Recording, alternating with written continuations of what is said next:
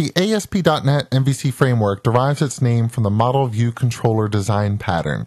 This design pattern has been present in software applications for several decades at this point, and it is a design pattern to follow when you want to separate the responsibilities of the components in your user interface layer. The C in MVC is for controller. A controller is a software component that will be the target for some external stimulus, like an incoming HTTP request.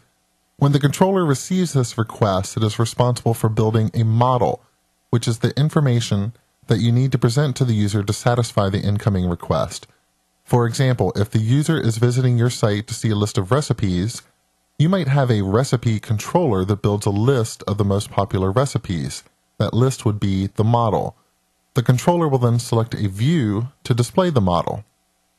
Views in the MVC design pattern are simple objects. Think of them as templates that take pieces of data from the model and place them into the proper location on a page. The end result is a separation of concerns that isolates behavior into one of these three categories. Your views, for example, would never need to know how to call into your data access layer, while your controllers will never worry about where to place and how to colorize an error message.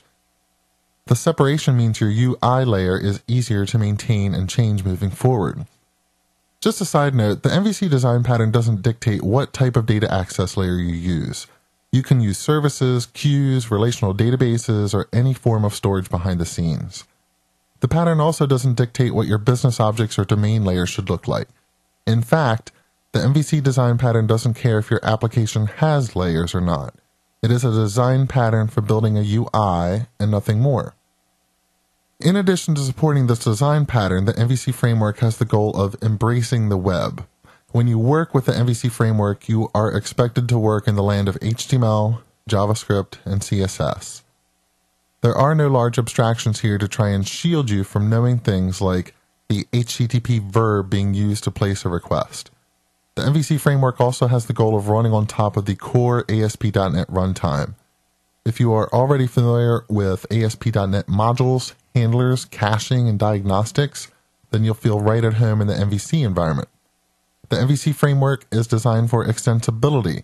We'll look at many of these extensibility points as we work through this course. If you don't like the default behavior in some area of the MVC framework, chances are you can override or change the behavior. And finally, the MVC framework has the goal of being testable. We'll look at unit testing and test-driven development techniques in this course, and we'll see the MVC framework went to a lot of trouble to try and abstract away some of the thornier issues in testing UI-oriented code.